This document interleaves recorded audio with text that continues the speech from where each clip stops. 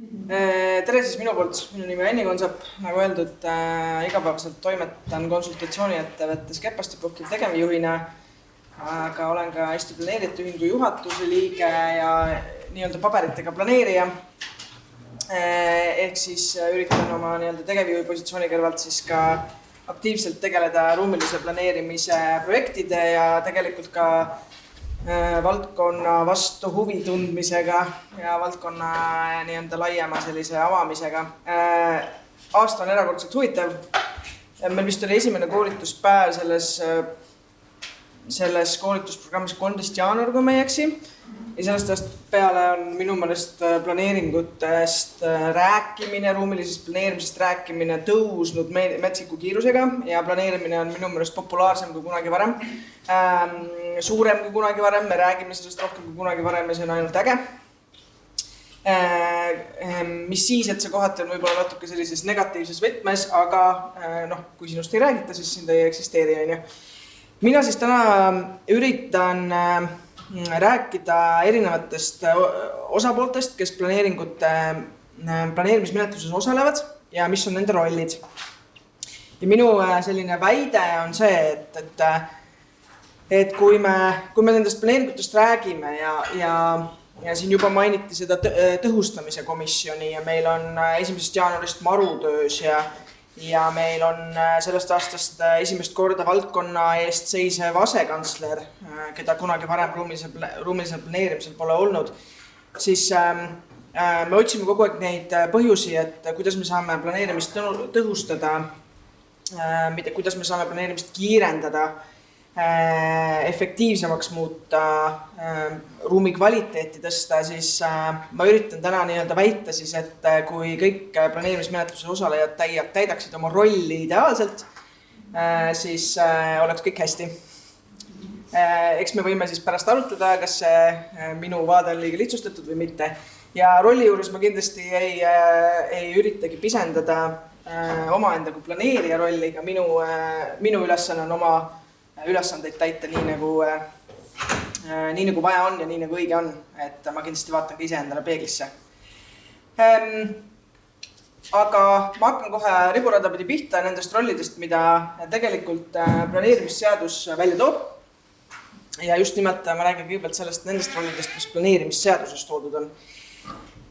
Esimene, ma arvan, et tegelikult ilmselt kõige suurem ja olulisem roll on planeeringu koostamise korraldaja, kelleks on siis haldusorgan, vastavalt siis kas valla või linnavalitsus, ministeerium, kelle ülesanne on siis juhtida kogu seda planeeringu koostamise protsessi, alates sellest mitte isegi algatamisest, alates taotluse saamisest, kuni kehtestamiseni ja tegelikult ka pärast kehtestamist selle planeeringu elluviimiseni.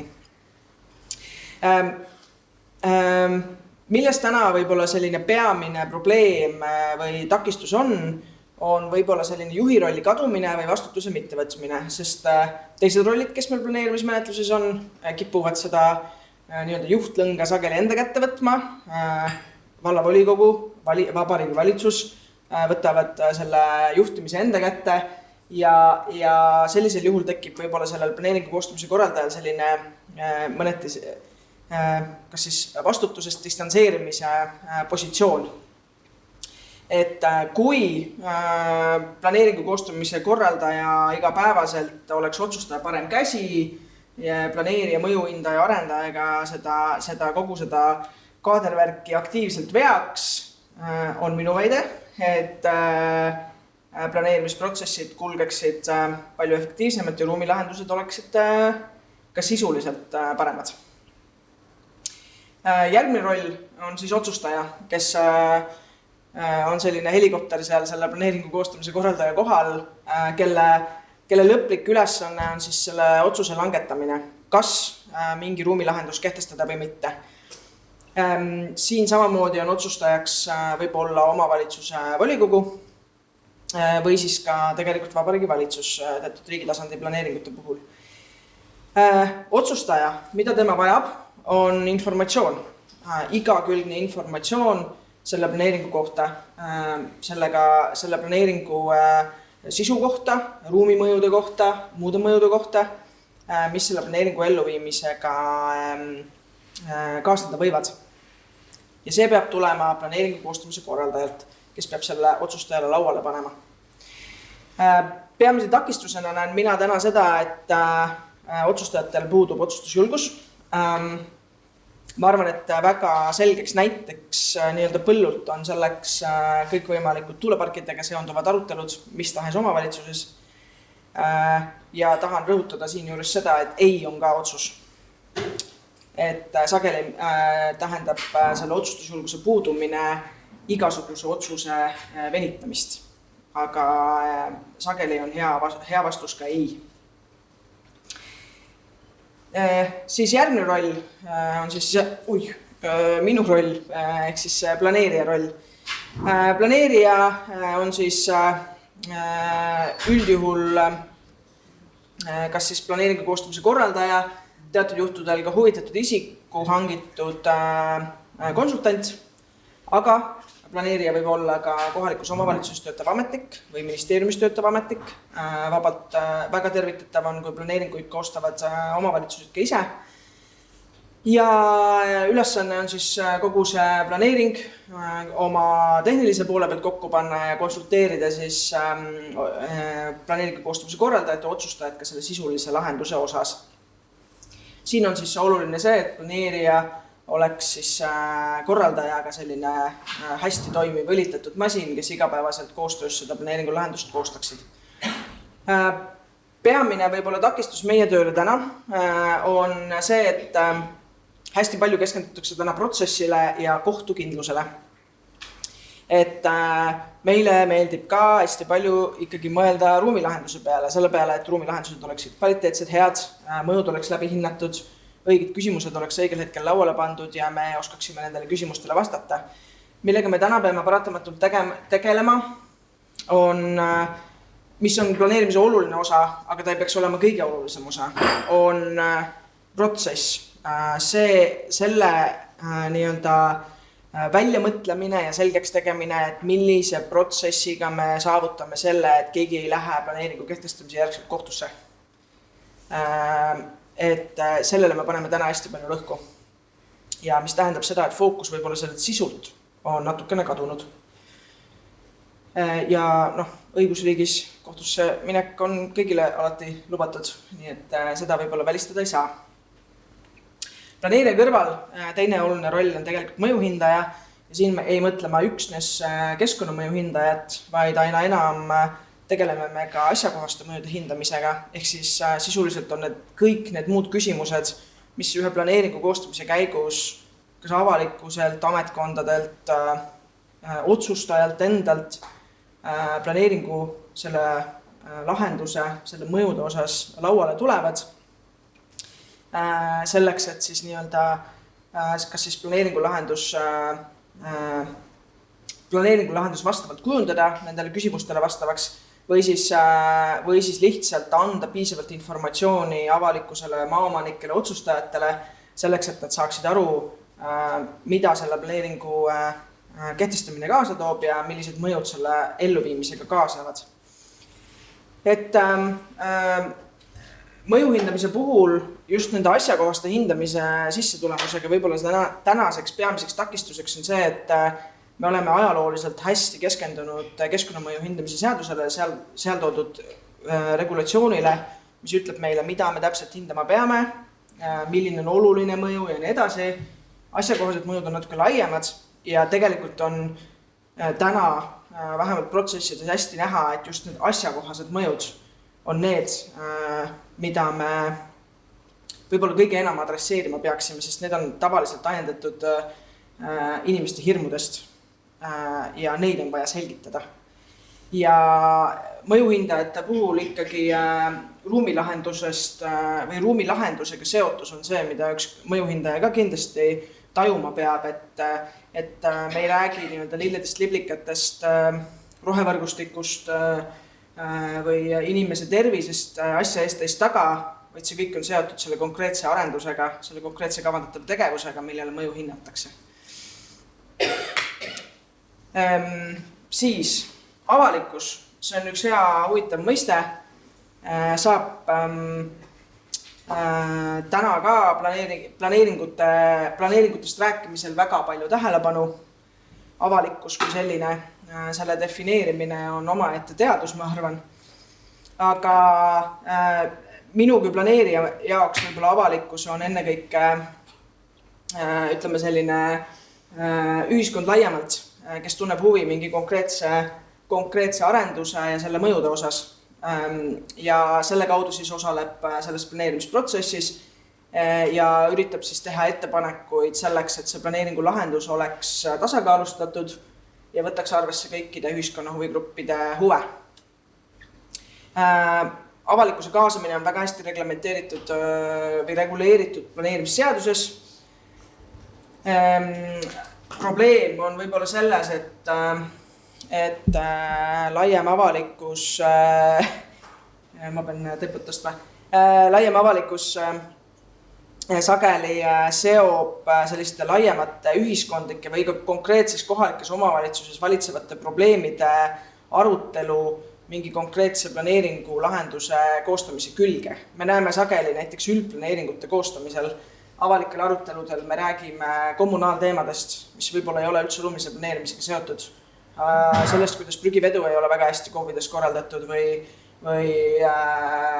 kuidas me ikkagi, ma ei tea, siin oli meil juttu hallist veest ja muudest sellistest veelahendustest, et kuidas ikkagi kellegi reovesi kuhugi valesse kraavi jõuab, et need ei ole tegelikult ruumilise planeerimise küsimused, aga avalikkus toob need lauale, sest ühe planeeringu avalik arutelu kipub olema selline kohtumiskoht, kus näiteks kohaliku omavalitsuse esindajad ja elanikud saavad kokku. See on selline hea foorum.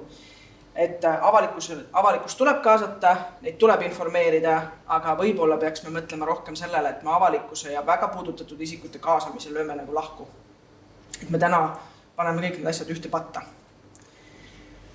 Koostöötegijad, kooskõlastajad on kõik need ametkonnad, kes siis annavad oma sisendiplaneeringu koostamisse oma siis valdkonna pädevusest vastavalt.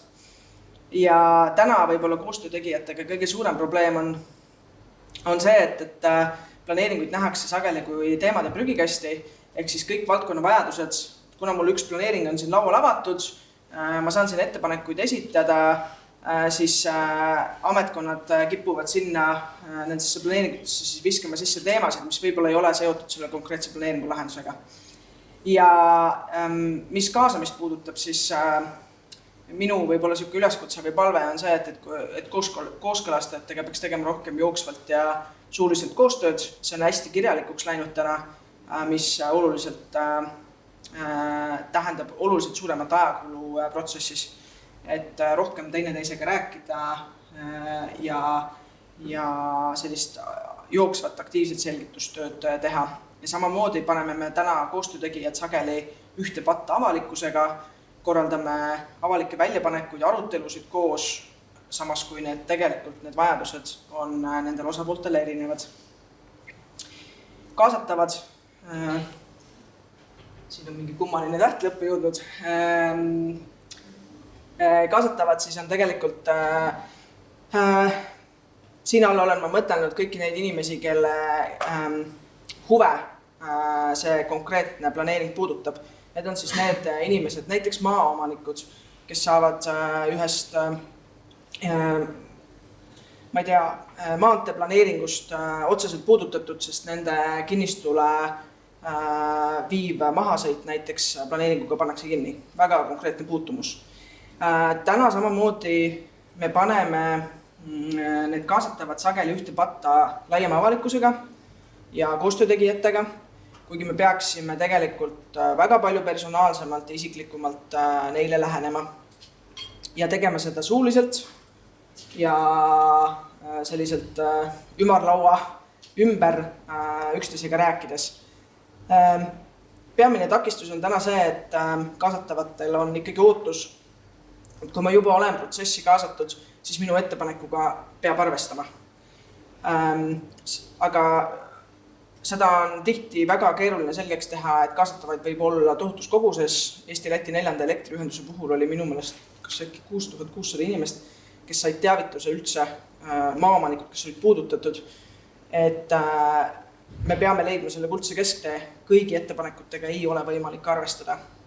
Et see on selline frustratsioon, mis kaasatavatega sageli planeerimisprotsessis kaasneb.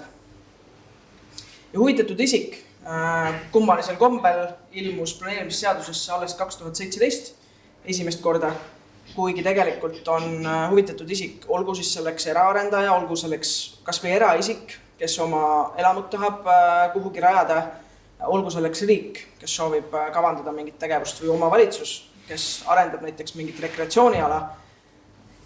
See on tegelikult see isik, kes kõige rohkem mõjutab meie ruumi, sest temal on mingi tegevus, temal on mingi nägemus, mida ta tahab olemasolevasse ruumi istutada. Huvitatud isik on selline kummaline hall kardinal, kes tegelikult võib-olla niite tõmbab, aga väga palju planeerimisseaduses välja ei paista ja kellega tegelikult nii planeerijal, mõjuhindajal, korraldajal, otsustajal on igapäevaselt väga tihe seos. Ja temaga kaasnev võib-olla probleem on see, et ega see avalik protsess teda väga ei huvita. Kes meist tahaks oma eramaja ehitust välja või läbi rääkida absoluutselt kõikide naabritega ja avasüli aktsepteerida kõikide nende ettepanekutega. Et üldjuhul on neil kindel eesmärk, kindel ootus ja see kaasamine, planeerimisprotsess on selline asi, mis on vaja ära teha. Kõik need rollid on omavahel seotud. See on üks võimalik viis, kuidas need on seotud, neid palle võib siin nii ja naapidi ümber keerata. See oleneb absoluutselt planeeringust, millest me räägime. See oleneb, minu jaoks oleneb see ka näiteks kohalikust omavalitsusest, millest me räägime ja ajahetkest, millest me räägime. Täna, arvestades, et meil on ka valimiste aasta, on need pallid hoopis teises asetuses, kui need võib-olla tänasest aasta pärast on. Ja huvitava asjaoluna võib siia tuua sisse veel ka selle planeerimisseaduses reguleeritud universumi ümber hõljuvad mõned avastamata planeedid. Ehk siis rollid, mis täna planeerimisseadus või planeerimismenetlustes on väga aktiivselt esindatud, aga millest planeerimisseadus tegelikult väga ei räägi. Kommunikatsiooniekspert. Vist ei ole ühtegi suurt planeeringut, näiteks riigi tasandi planeeringut, kus kommunikatsioonieksperte ei oleks kaasatud. Valdkonnaeksperdid, konnad, liblikad, sisalikud, elektromagnetväli, kalad, merepõhi, mis iganes.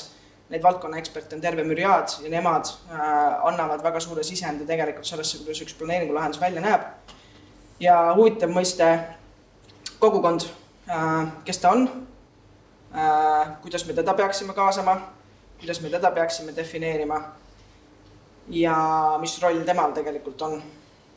Ja siis 3 punkti, ma arvan, et siit leiab veel rolle, kes täna planeerimismenetluses osalevad, aga võib-olla nii selgelt välja pole toodud.